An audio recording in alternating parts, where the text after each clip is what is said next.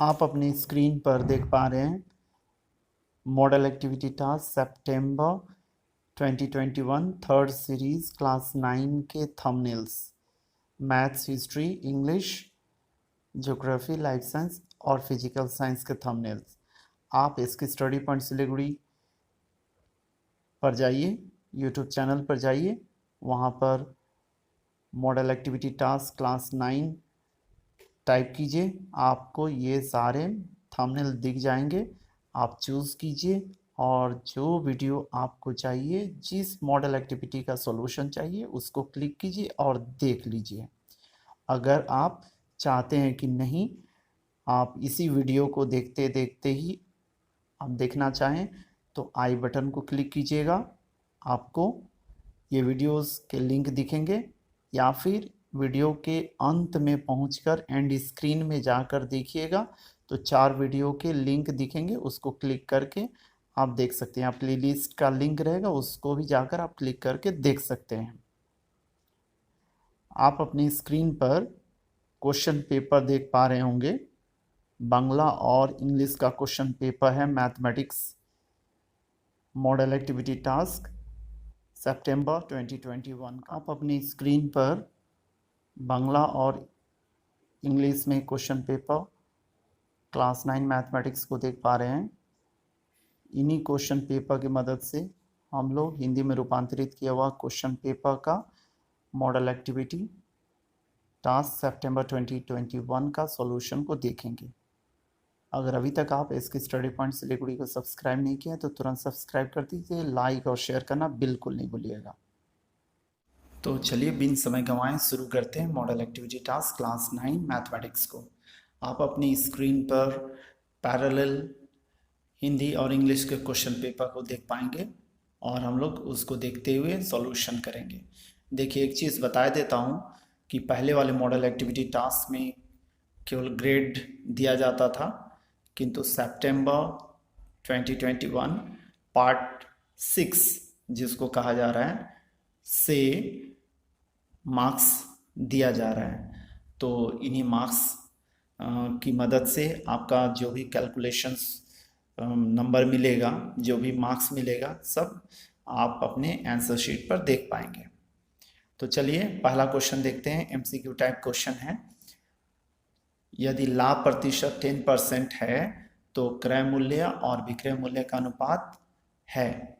तो सबसे पहले लाभ प्रतिशत 10% दिया गया है। इसका मतलब क्या हुआ?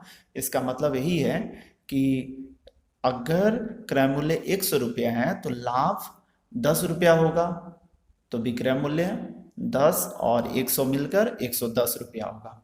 तो इसीलिए हम लोग सबसे पहले क्या किए, मान लिए कि क्रय मूल्य जो है वह 100 रुपया है। देखिए यहाँ पर 100 रुपया मान लिए, तो विक्रय मूल्य कितना होगा? चूंकि लाभ प्रतिशत 10% है तो इसलिए 10 रुपया जुड़ गया 100 में, तो 110 रुपया हो गया। तो क्रय मूल्य और विक्रय मूल्य का अनुपात कितना हो गया? देखिए 100 और 110, 0 0 कट गया तो 10:11 हो गया।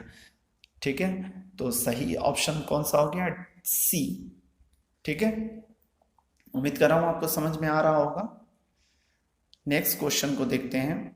Question number 2, Roman 2। इसमें देखिए, आपके पास जो क्वेश्चन दिया गया है इसमें एक डायग्राम बना लेना है, त्रिभुज ABC। ठीक है, आप बना लीजिए एक डायग्राम ABC। आपको चूंकि इसमें बनाना नहीं है, फिर भी आपको समझाने के लिए मैं बता रहा हूँ। और AB का मिड पॉइंट जो है वह D है और BC के समानांतर इसको खींचा गया, तो जो मिला हुआ DE AC को E बिंदु पर काटती है। तो इसमें क्या संबंध है वही बताना है। तो देखिए, सीधी बात है, या प्रमेय से ही रिलेटेड है, उपप्रमेय जिसको कहा जाता है। तो AE और EC जो होता है वह बराबर हो जाता है, इसीलिए आपके पास सही ऑप्शन आ जाएगा क्या? AE = 1/2 AC हो जाएगा। ठीक है, बी नंबर। आगे बढ़ते हैं, क्वेश्चन नंबर 3 को देखते हैं। देखिए, क्वेश्चन नंबर 3 जो है वो आपकी स्क्रीन पर दिख रहा होगा सॉल्यूशन।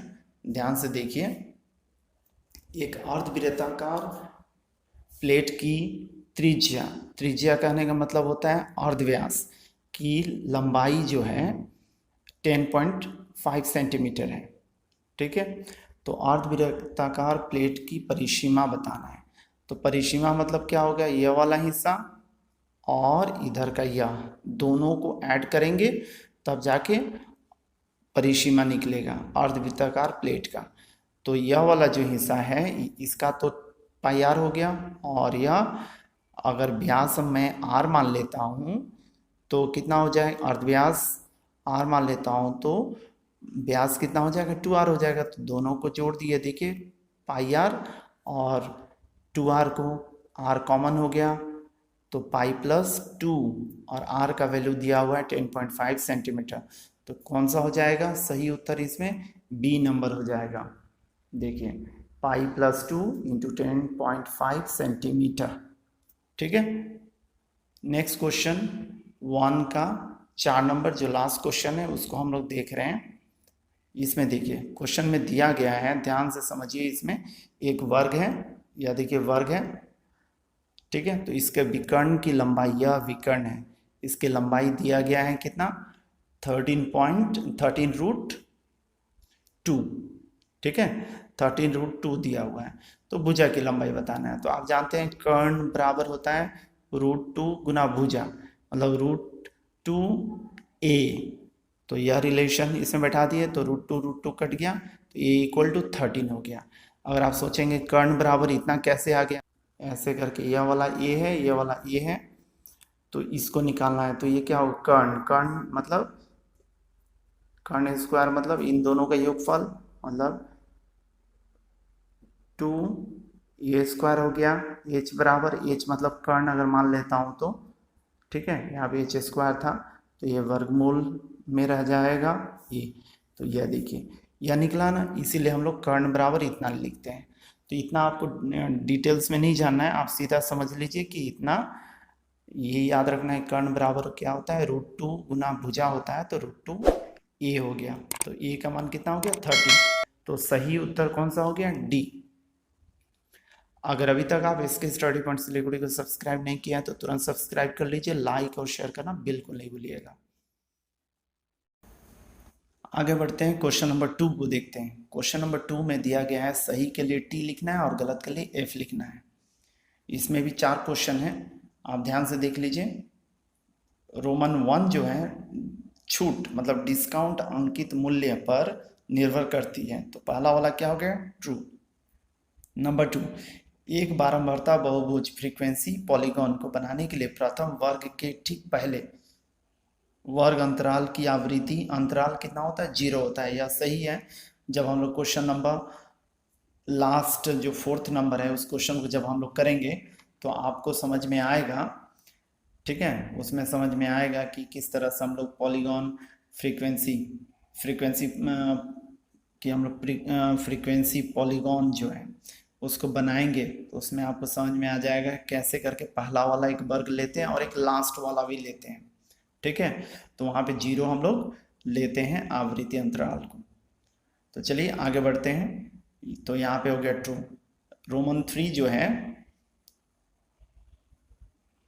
रोमन 3 को देख रहे हैं। रोमन 3 जो है उसमें डायग्राम दिया गया है, तो इसका भी आंसर क्या होगा, फॉल्स होगा, ठीक है। ध्यान से आप समझ लीजिए इसको, ठीक है। रोमन 4 में आते हैं। रोमन 4 जो है वह प्रत्येक वृत्त की परिधि और व्यास की लंबाई अनुपात एक निश्चित संख्या होती है। 2πr/2r इक्वल टू पाई होता है। इस रिलेशन को आपको समझे रहना होगा, तो यह ट्रू होगा। तो उम्मीद कर रहा हूँ क्वेश्चन नंबर 2 समझ में आ गया। आप इसकी स्टडी पॉइंट सिलीगुड़ी के मॉडल एक्टिविटी टास्क मैथमेटिक्स सितंबर 2021 पार्ट 6 को देख रहे हैं।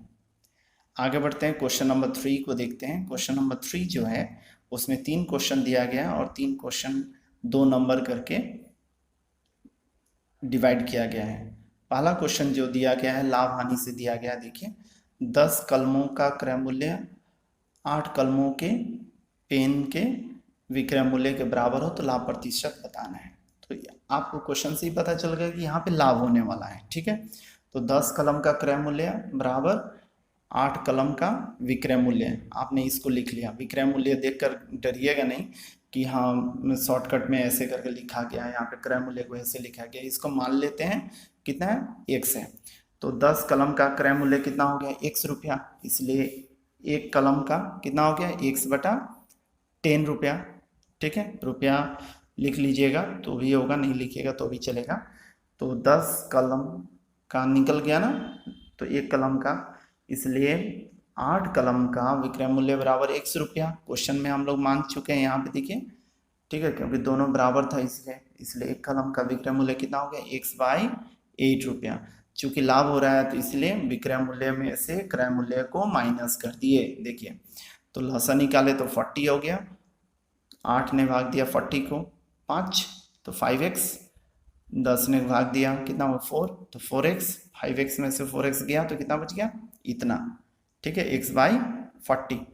ठीक है, x/40। तो आप रिलेशन जानते हैं, क्या होता है रिलेशन, लाभ प्रतिशत बराबर होता है यहाँ पर लाभ बटा क्रय मूल्य गुना 100%। तो यहाँ पे लाभ कितना है, इसको लेके यहाँ पे बैठा दिए। क्रय मूल्य कितना है, ये वाला हिस्सा है ना क्रय मूल्य है, उधर से ये तो विक्रय मूल्य है, ये वाला क्रय मूल्य है x/10, इसको लेके बैठा दिए, ऊपर में है ना। यहाँ पर देखिए ध्यान से तो आपको समझ में आ जाएगा कहाँ पे है। तो क्रय मूल्य जो है ये वाला हिस्सा, इसको लेके हम लोग यहाँ पे बैठा दिए। ठीक है, क्रय मूल्य को लेके यहाँ पे बैठा दिए, फॉर्मूला में होता है, और यहाँ पे लाभ को बैठाना है तो ये वाला लाभ वाला है, इसको बैठा दिए।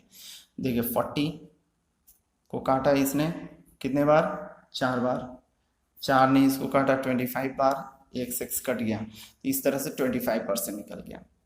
ठीक है, उम्मीद कर रहा हूँ समझ में आ रहा होगा आपको। आगे बढ़ते हैं, नेक्स्ट क्वेश्चन दिया गया है, उसमें आपको क्या बताना है, आवृत्ति घनत्व बताना है। आवृत्ति घनत्व, देखिए आवृत्ति घनत्व आपको समझ लेना है कि क्या है, इसका फॉर्मूला क्या है वो जान के रखिएगा। आवृत्ति घनत्व श्रेणी की आवृत्ति बटा श्रेणी की लंबाई, यह होता है आवृत्ति घनत्व या बारंबारता घनत्व होता है। ठीक है, तो सबसे पहले आप लिख लीजिए, क्वेश्चन में दिया है प्रथम श्रेणी का, तो प्रथम श्रेणी कौन है, ध्यान से देखिए क्वेश्चन में प्रथम श्रेणी ये वाला है, ये वाला हिस्सा। ठीक है, तो प्रथम श्रेणी जो है उसको हम लोगों को लिखना है। तो प्रथम श्रेणी को हम लोग इसको यहाँ पर अपने भाषा में लिख रहे हैं। तो श्रेणी बराबर इतना, तो आवृत्ति श्रेणी का कितना होगा, इतना। तो निम्न श्रेणी सीमांत, चूंकि क्वेश्चन में देखिए यहाँ पे 74 है, यहाँ पे 75 है, यहाँ पे 80 है, यहाँ पे 79 है, यहाँ पे 84 है, तो किंतु यहाँ पे 85 है। तो यहाँ पे इसको अरेंज कर लेना होगा, आपको तैयार कर लेना होगा, श्रेणी सीमांत सबका सेम मिल जाए बोलकर। तो 0.5 माइनस करना होता है। तो निम्न श्रेणी सीमांत इसका कितना हो जाएगा, यहाँ पे देखिए माइनस कर दिए 0.5 तो 69.5, उच्च श्रेणी में ऐड करना होता है तो 74.5। अब श्रेणी की लंबाई जो होता है इसमें से इसको माइनस कर दिए तो कितना हो गया 5। क्लियर हो गया होगा। ठीक है, उसके बाद में क्या किए, ये देखिए श्रेणी की आवृत्ति 10, यहाँ पे 3 है, 3 बैठा दिए, और श्रेणी की लंबाई 5 है, तो 6×5 = 30। देखिए भाग दे दिए, एक दशमलव बैठा दिए, क्योंकि यहाँ पे डिवाइड करने के लिए पॉइंट आया, तो यहाँ पे जब भाग कर रहे हैं तो है ना, यहाँ पे नहीं लिखते हैं, अलग से लिखते हैं। देखिए 5 भाग दे रहा है, भाग नहीं दे पाया तो पॉइंट आया, तो यहाँ पे 30 हो गया, तो 6×5 = 30। तो इस तरह से 6.6 आया आंसर। ठीक है, आगे बढ़ते हैं क्वेश्चन नंबर। देखिए इस क्वेश्चन में दिया गया एक डायग्राम दिया गया है और बताया गया है कि क्षेत्रफल इस त्रिभुज का इतना है। ठीक है, इसका क्षेत्रफल दिया गया है कि 96 वर्ग मीटर दिया गया है। आधार जो है यहाँ पे देखिए, ये इसकी पूरी लंबाई दी हुई है 20 मीटर, और ये एडी जो है ये वाला हिस्सा, यह पूरा HM बोला गया, H मीटर बताया गया है। तो आपको इसी H का वैल्यू निकालना है। ठीक है, देखिए फॉर्मूला आप जानते हैं इस तरह के त्रिभुज का, तो क्षेत्रफल बराबर 1/2 बेस इंटू हाइट होता है, आधार गुना ऊंचाई, तो 96 × 20 × H। ठीक है, इसने काटा इसको 10 बार, तो कितना हो गया 10H हो गया, यहाँ पे 96 हो गया, तो H बराबर कितना हो गया 96/10। मतलब 9.6 मीटर। तो यह आप किस में निकाल लिए, मीटर में निकाल लिए। तो इस तरह से उम्मीद कर रहा हूँ आपको क्वेश्चन नंबर 3 का तीनों क्वेश्चन समझ में आ गया होगा। बहुत ही इंपॉर्टेंट क्वेश्चन था और आपको समझ में नहीं आया होगा और कुछ कंफ्यूजन है तो आप कमेंट सेक्शन में जाकर बताइएगा ताकि मैं हेल्प आपको कर पाऊँ। आगे बढ़ते हैं, क्वेश्चन नंबर 4 को देखते हैं। क्वेश्चन नंबर 4 निर्णय से दिया गया है, जी हाँ कंस्ट्रक्शन से दिया गया है, क्लास 9 से। और इसमें समद्विबाहु त्रिभुज है 8 सेंटीमीटर का, मतलब दो भुजाएं हैं 8 सेंटीमीटर का और एक कोण उन दोनों भुजाओं के बीच में है वो 30 डिग्री का है। ठीक है, और त्रिभुज बना लेने के बाद में इस त्रिभुज के क्षेत्रफल के बराबर आपको एक आयत बनानी है। आप चाहें तो आई बटन में दिए गए लिंक को क्लिक करके इसकी स्टडी पॉइंट सिलीगुड़ी का यह कंस्ट्रक्शन को जाकर देखकर समझ सकते हैं, या फिर आप चाहें तो एंड स्क्रीन में भी जाकर इस वीडियो को जाकर क्लिक करके देख सकते हैं। तो आप त्रिभुज बनाना जानते हैं। देखिए स्टेप्स मैं बताते जा रहा हूँ, ध्यान से सुनते जाइएगा। सबसे पहला क्या करना है, सबसे पहले आप 8 सेंटीमीटर खींच लीजिए, ठीक 8 सेंटीमीटर। उसके बाद में एक साइड में, उसके बाद में कितना 30 डिग्री का कोण बनाइए कंपास की मदद से। एक अर्ध चाप खींचे, फिर इधर चाप खींचे, ठीक है, फिर इधर खींचे इस पॉइंट से, फिर इस पॉइंट से। ठीक है, कैसे किए हैं फिर से ध्यान से देखिए। मान लीजिए आपके पास यह पॉइंट ए बी है 8 सेंटीमीटर, चाप खींचे तो ये वाला पॉइंट जो मिला वो वाई मिल गया और ये वाला जेड मिला। फिर आप क्या किए, वाई से चाप इधर खींचे हैं, जेड मिला है, जेड से इधर खींचे हैं तो ये वाला जो पॉइंट मिला है इसको मान लेते हैं पी मिला। फिर वाई से जो काटे हैं तो पी मिला है ना, इसको बढ़ा दिए। बढ़ाने के बाद में जो पॉइंट मिला है देखिए, इसमें से फिर 8 सेंटीमीटर को काटेंगे क्योंकि दो भुजा है तो इसमें से 8 सेंटीमीटर फिर काट लिए। ऐसे ए से रख के सी को काटे हैं। काट लेने के बाद में आप क्या कीजिएगा, सी और बी को मिला दीजिएगा। तो यह त्रिभुज आपका बन गया समद्विबाहु त्रिभुज, जिसमें दो भुजाएं बराबर हैं, ए बी इक्वल टू ए सी। कोण 30 डिग्री का भी बन गया है। अब इसके क्षेत्रफल के बराबर आपको क्या बनाना है, एक आयत बनाना है। ठीक है, उम्मीद कर रहा हूं आपको यहां तक समझ में आ गया होगा। अब इसके बाद में आपको क्या करना है, सी बिंदु पर आप एक चाप खींचिए, फिर वहां से इस कोण के बराबर चाप खींचिए और चाप खींचने के बाद में जो पॉइंट मिला, मान लीजिए इस पॉइंट का नाम क्यू मैंने दिया, क्यू को सी के साथ मिलाते हुए बढ़ा दीजिए। ठीक है, क्यू और सी को मिलाते हुए बढ़ा दीजिए। ठीक है, इतना आपको कर लेना है। उसके बाद में सेकंड जो है स्टेप, उसमें आपको एक भुजा को समद्विभाजित करना है। तो मान लीजिए आप ए बी को समद्विभाजित कर रहे हैं तो ए पे रख के आप चाप खींचिए। यहाँ पर देखिए इस जगह में करीब करीब 4 आएगा, है ना। तो चाप खींचिए ऊपर की ओर ए से, फिर नीचे की ओर, फिर बी पे रख के चाप खींचिए ऊपर की ओर, फिर नीचे की ओर, और जो मिलेगा उसको इन दोनों के साथ मिला दीजिए। इसका नाम मान लेते हैं एल और इसका नाम मान लेते हैं एम। ठीक है, और यह जो बिंदु मिला इसका नाम मैंने मान लिया डी।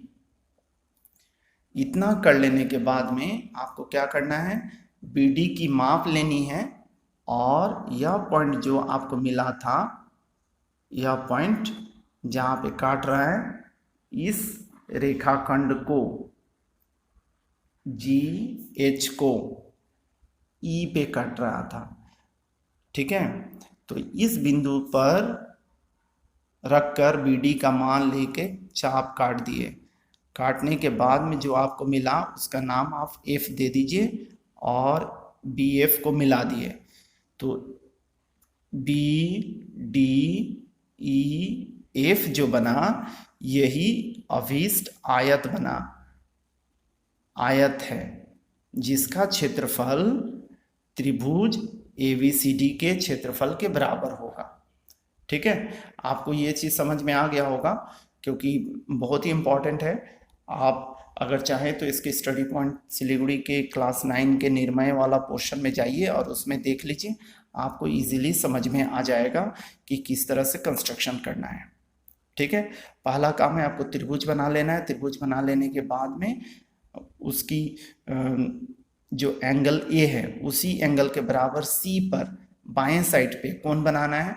कोण बना लेने के बाद में जी एच रेखाखंड खींच लेनी है लंबी सी। उसके बाद में ए बी भुजा को समद्विभाजित करना है, जो जी एच को किस बिंदु पे कट करते हैं, ई बिंदु पे। उसके बाद में आपको क्या करना है, बी डी की माप ले लेनी है, जो बी डी कितना होगा, 4 सेंटीमीटर होगा। क्यों, पूरा ए बी है 8 सेंटीमीटर का, तो बी डी होगा 4 सेंटीमीटर का। ठीक है, उसके बाद में आप क्या कीजिएगा, उसके बाद में ई पे रख के काटिएगा सी एच या फिर जी एच वाले भाग को ई बिंदु से दाहिने साइड में। एफ मिलेगा, बी एफ को मिला दीजिएगा, तो बी डी ई एफ एक आयत बनेगा जिसका क्षेत्रफल इस त्रिभुज के क्षेत्रफल के बराबर होगा। यही है क्वेश्चन, और कुछ नहीं है। आप ट्राई कीजिए अच्छी तरह से, आपका यह बन जाएगा। क्वेश्चन नंबर 4 के साथ में और एक क्वेश्चन दिया गया है। आप चाहे तो क्वेश्चन नंबर 4 का पहला वाला पोर्शन जो कंस्ट्रक्शन है उसको बनाना चाहे तो बना सकते हैं, अथवा आप चाहे तो स्टैट्स का, सांख्यिकी का यह क्वेश्चन जो आपकी स्क्रीन पर दिख रहा है, बारंबारता, बहुभुज, फ्रीक्वेंसी, पॉलीगॉन को लेकर बना सकते हैं। मैं सजेस्ट करूंगा कि आप कंस्ट्रक्शन बना लीजिए ताकि आपका उसमें आसानी से नंबर मिल जाए। इसमें भी नंबर मिलेगा, नहीं मिलेगा ऐसी बात नहीं है, किंतु यह थोड़ा लेंथी हो जाएगा। इसमें अगर आपका टीचर चाहे तो नंबर काट सकता है, क्योंकि आपको लैंग्वेज भी लिखना पड़ता है इसमें। और अगर ग्राफ पेपर में 0.5 से थोड़ा इधर उधर हो गया तो भी नंबर काट सकते हैं। यह भी हो सकता है, मैं बताऊंगा आपको आने वाले समय में कि ग्राफ की मदद से भी आप फ्रीक्वेंसी पॉलीगॉन बना सकते हैं, बिना ग्राफ के भी बना सकते हैं। बिना ग्राफ का बनाते हैं तो आपको फुल मार्क्स मिल जाएगा, उसमें टीचर को नंबर काटने का जगह नहीं मिलेगा, फुल मार्क्स 5 में 5 मिलेगा। किंतु अगर आप ग्राफ की मदद से बनाते हैं और थोड़ा भी पॉइंट इधर उधर हो गया तो आपका नंबर कटना, एकदम कटना ही है। इसलिए मैं सजेस्ट करूंगा आप कंस्ट्रक्शन को बनाइएगा। ठीक है, कंस्ट्रक्शन को बनाइए ताकि फुल मार्क्स उसमें मिल जाए। देखिए आपके पास जो क्वेश्चन दिया गया है उस फ्रीक्वेंसी जो टेबल है, फ्रीक्वेंसी डिस्ट्रीब्यूशन टेबल है, उसको हम लोग बना लेते हैं सबसे पहला काम। ठीक है, देखिए सबसे पहले हम लोग बना लेते हैं। इसमें दिया गया है श्रेणी, मध्यमा, आवृत्ति दिया गया है। तो श्रेणी हम लोग लिख लिए सबसे पहले।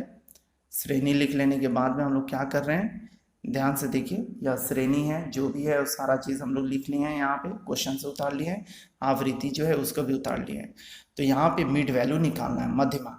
मध्यमा क्या होता है, लोअर लिमिट और अपर लिमिट, इन दोनों को ऐड करना है, और ऐड करने के बाद में 2 से भाग दे देना। देखिए 0 और 5 को जोड़ दिया और 2 से डिवाइड किया तो 5/2 मतलब 2.5 आ गया। उसके बाद में उसी तरह से 5 और 2 10, 10/2 15, 15/2 कितना हो गया, 7.5। तो यहाँ पे अंतर आप देख लीजिए, कितना का अंतर हो रहा है, 5 का अंतर हो रहा है। तो आपको अगर आप चाहते हैं कि नहीं मैं ये वाला हिस्सा नहीं करूँ, ये कैलकुलेशंस नहीं करूँगा, मत कीजिए, वर्बली आप कर लीजिए। ठीक है, 0 और 5 मिल के 5 हो गया, 5 का आधा कितना हो गया, 2.5। उसी तरह से इसका 10 और 5 15 हो गया, 15 का हाफ 7.5। अंतर देख लिए कितना हो रहा है, 5 हो रहा है। तब आप क्या करेंगे, सब में 5-5 ऐड करते हुए चले जाइए। देखिए 2.5 में 5 ऐड किए, ठीक है, फिर 7.5 में 5 ऐड किए, फिर उसमें 5 ऐड किए, फिर 5 ऐड कीजिए, फिर 5 ऐड कीजिए। तो आप देख पा रहे हैं कि सब में 5 ऐड करता हुआ बढ़ता हुआ चला जा रहा है। तो आपको ऐड करके ये सारा कैलकुलेशंस दिखाने की ज़रूरत नहीं है। अगर आप समझ गए हैं कंसेप्ट तो इस तरह से आप कर सकते हैं। अब देखिए इसके बाद में हम लोग को ग्राफ बनाना है। तो ग्राफ जब भी बनाएंगे तो हम लोगों को कुछ लिखना पड़ता है, कुछ सोचना पड़ता है कि एक्स एक्सिस मैंने किसको लिया है या वाई एक्सिस किसको लिया है, उसी के हिसाब से मुझे ग्राफ बनाना है। तो ग्राफ जो बना रहा हूँ मैं, फ्रीक्वेंसी पॉलीगॉन बना रहा हूँ, आवृत्ति बहुभुज जो बनाने जा रहा हूँ उसमें मैं क्या करूँगा, एक्स एक्सिस जो है इधर में जो एक्स एक्सिस हो रहा है ये वाला एक्स एक्सिस जो होगा इसको मिड वैल्यू में लूँगा, ठीक है। मिड वैल्यू मतलब ये वाला हिस्सा मध्यमा लूँगा, और ये वाला वाई एक्सिस जो है उसको मैं आवृत्ति लूँगा, ठीक है, ये वाला इसको। तो इस तरह से मैं बनाऊँगा, ठीक है, समझ में आ गया होगा। तो अब इसमें फिर आपको याद रखना है कि आप स्केल कौन सा ले रहे हैं। स्केल आपको सही बताना बहुत ज़रूरी है, क्योंकि स्केल अगर सही नहीं बता रहे हैं तो आपका नंबर मिलना दिक्कत हो जाएगा। स्केल एकदम सही बताना ही पड़ेगा आपको, तब जाके आपको नंबर मिलने वाला है। देखिए ग्राफ पेपर, सबसे पहले आप इस लाइन को समझ लीजिए कि क्या होने जा रहा है यहाँ पर, क्योंकि इसको बिना समझे आप नहीं लिख सकते हैं। आप चाहे तो ग्राफ पेपर में लिख सकते हैं जो मैं लिख के बताऊंगा, किंतु उसके पहले मैं इस लाइन को पढ़ देता हूँ। इस लाइन को समझ लीजिए आप लोगों के लिए समय कम लगे, वीडियो बहुत ज़्यादा लंबा ना हो, इसलिए मैंने पहले ही लिख कर आपके लिए रखा है और आपको समझाने के लिए मैंने बताया है। देखिए यहाँ पर आप देख पा रहे हैं ग्राफ पेपर पर 100 एक्स डैश जो रेखाखंड है, देखिए आप, ये वाला एक्स है, ये वाला 100 एक्स डैश और ये वाला वाई डैश है, ठीक है। अब इन लोगों को लेके आपको क्या करना है, देखिए लेकर दोनों को एक दूसरे को कट करना है। कट किया तो ये वाला पॉइंट ओ मिल जाता है। तो आप एक्स अक्ष पर ग्राफ पेपर पर बने सबसे छोटे वर्ग को एक भुजा, देखिए यहाँ पे 1 2 3 4 5, यहाँ पे 5 हो गया। फिर इसी तरह से तो एक अक्ष के एक सबसे छोटे वर्ग को एक भुजा, वर्ग की एक भुजा की लंबाई को एक इकाई हम लोग मान रहे हैं, ठीक है। और वाई अक्ष पे उसी तरह से देखिए, इस तरह से देखिए 2 का पहाड़ा पढ़ते हुए हम लोग पहुंच रहे हैं, मतलब दो भुजा को हम लोग एक इकाई मान रहे हैं, ठीक है। मानते हुए हम लोग इस तरह से जो पॉइंट्स है उसको हम लोग लेके प्लेस करेंगे। देखिए ये वाला यहाँ पर ये पॉइंट तो आपको दिख नहीं रहा है, फिर भी हमने लिखा है, और यहाँ पर भी लास्ट वाला पॉइंट हम लोग लिखे हैं। इस चीज़ को आपको ध्यान से समझ लेना है। जब हम लोग बनाते हैं हिस्टोग्राम, याद कीजिए हिस्टोग्राम जब बनाते हैं तो याद कीजिए इस तरह से बना, फिर और एक इस तरह से बना, ये वाला ऐसे बना, ये वाला ऐसे बना, ऐसे करके बना रहे हैं ना। तो इसी में अगर इसी की मदद से अगर हम लोग बना रहे हैं तो और एक पॉइंट जो हो जाता है, यहाँ पर 0 वाला ले लेते हैं, यहाँ भी 0 वाला ले लेते हैं। तो इसका मिड पॉइंट ऐसे, इसका मिड पॉइंट ऐसे, फिर इसका मिड पॉइंट, फिर इसका मिड पॉइंट, फिर ऐसे करके मिलाते हैं। यह जो लकीर जो हुआ, यही लकीर जो है फ्रीक्वेंसी पॉलीगॉन को दर्शाता है, ठीक है, समझ में आ गया होगा। तो लास्ट वाला अगर पॉइंट मैं नहीं लूँ, ये वाला पॉइंट और ये वाला पॉइंट जिसमें फ्रीक्वेंसी 0 रखा जाएगा, तो मेरा यह कंप्लीट एक पॉलीगॉन नहीं बनेगा, इसीलिए 0 को लिया जाता है लास्ट वाले को। तो ये अगर 0.5 है, 2.5 है, सॉरी 2.5 है, तो इसके पीछे जब आएंगे तो कितना होगा, -2.5 होगा ना। उसी तरह से ये वाला पॉइंट अगर 27.5 है तो 5 ऐड करने के लिए मैंने बोला था, तो ऐड करेंगे तो ये वाला पॉइंट कितना हो जाएगा, 27 और 5 32.5 जोड़ने से 32.5 हो गया, ठीक है। इस तरह का कंसेप्ट लेकर एक पीछे वाला और एक आगे वाला आपको ले लेना है, ठीक है। सबसे पहले x को मानना है ये वाला, ठीक है, उसके बाद फिर y को मानना है 0 4 10, इस तरह से मानते हुए आपको आगे बढ़ना है। देखिए आपके स्क्रीन पर ग्राफ पेपर दिख रहा है जिसमें एकदम तैयार किया गया है कि श्रेणी कौन सा है, आवृत्ति किधर है, सब लिख के दिखा दिया गया है। और वाई एक्सिस पे एक छोटा वर्ग बराबर 2 इकाई माना गया है, ठीक है, तभी जाके यहाँ पे 10 होगा। और यहाँ पे प्रत्येक इकाई को एक छोटे वर्ग को एक एक करके माना गया है, ठीक है। इस चीज़ को आप एकदम दिमाग में बैठा के रखिएगा, क्योंकि यही कंसेप्ट आपको समझ लेना है। सबसे पहले हम लोग कितना लिए, -2.5 ले लिए इस जगह पे। अब आप समझिए कि अगर मैं यहाँ से लेकर यहाँ तक 1 ले रहा हूँ, यहाँ से यहाँ तक 2 ले रहा हूँ, यहाँ से लेकर यहाँ तक 3 ले रहा हूँ, तो 2.5 कहाँ पे होगा, इसके बीच में होगा।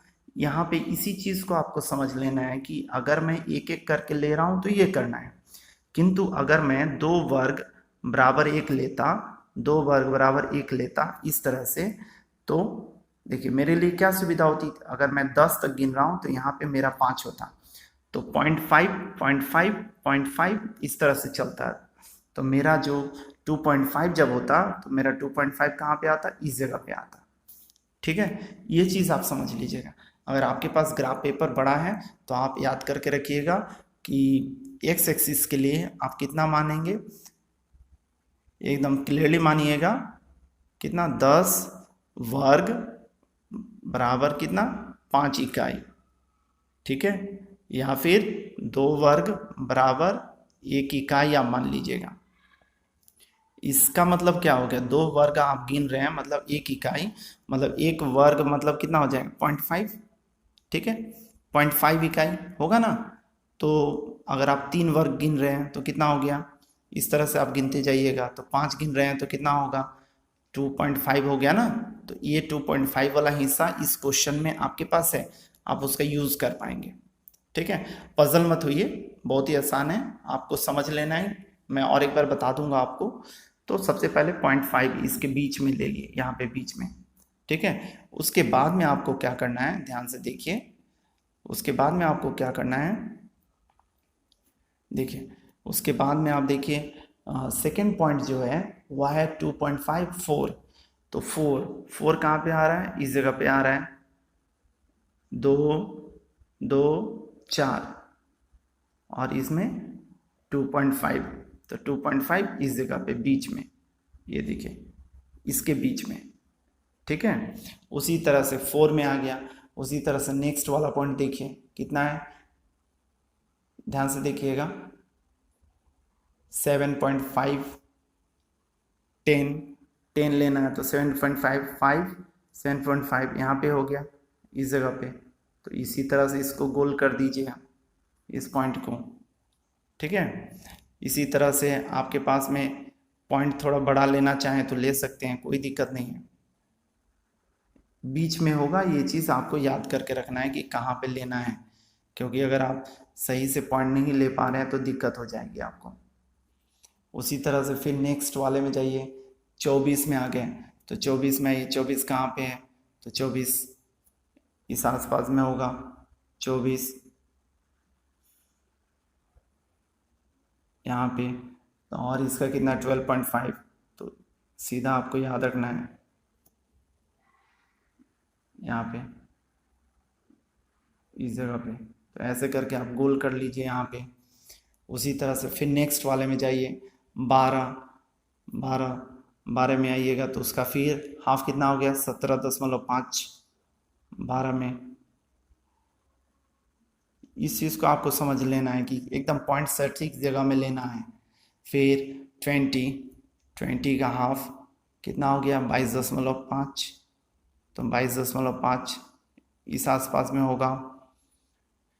उसी तरह से 8 में आइए, 8 में आने के बाद में कितना हो जाएगा उसका हाफ 27.5, तो 27.5 इस जगह में। तो देखिए आपको यहाँ पे समझ लेना है कि बीच में कौन सी जगह हो रही है। या लास्ट वाला जो लिए हैं जीरो में, यहाँ पे लास्ट वाला जो जीरो में लिए हैं, लेने का मकसद ही ये है कि देखिए ऐसे करके हम लोग मिलाएंगे, फिर इस पॉइंट को इससे मिलाएंगे, फिर इसको ऐसे मिलाएंगे, फिर इसको ऐसे मिलाएंगे, फिर इसको ऐसे मिलाएंगे, फिर इसको, फिर इसको। तो ये वाला पॉइंट अगर ए है, बी है, सी है, डी है, ई है, एफ, जी, एच, तो यही बन गया इसका फ्रीक्वेंसी पॉलीगॉन।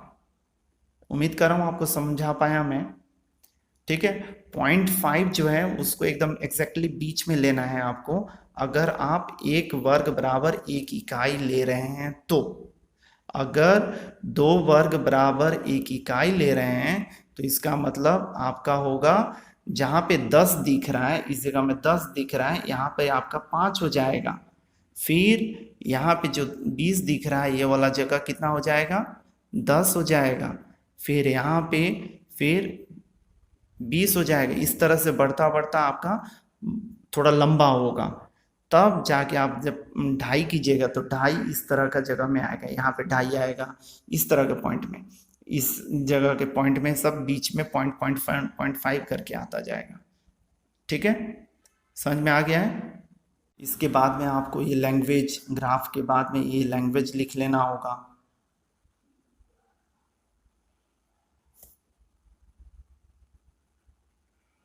लिख कर आपको उतार लेना होगा। और कौन सा आवृत्ति बहुभुज बना, ABCDEFGH बना, वह बता देना होगा। ठीक है, यहाँ पे ये लाइन बहुत इंपॉर्टेंट है कि आपने एक वर्ग को एक भुजा माना है, एक वर्ग की एक भुजा को एक इकाई माना है, और यहाँ पे दो भुजा को बराबर एक इकाई माना है। इस चीज़ को आपको समझना है। अगर आप एक्स एक्सिस में यहाँ पे दो भुजा को एक इकाई मानते तो आपका वर्ग जो है, जहाँ पे 5 दिख रहा था वहाँ पे कितना हो जाएगा, 2.5 हो जाएगा। 10 जहाँ पे दिख रहा है वो 5 बन जाएगा। इस तरह से क्रम में बॉक्स और बड़ा हो जाएगा। ठीक है, तो आप कंफ्यूज नहीं होइएगा। अगर आप चाहें तो बिना ग्राफ की मदद से भी बना सकते हैं। तो इसी तरह से बनता हुआ आपका ग्राफ दिखेगा और आप, उम्मीद कर रहा हूँ आप बना पाएंगे।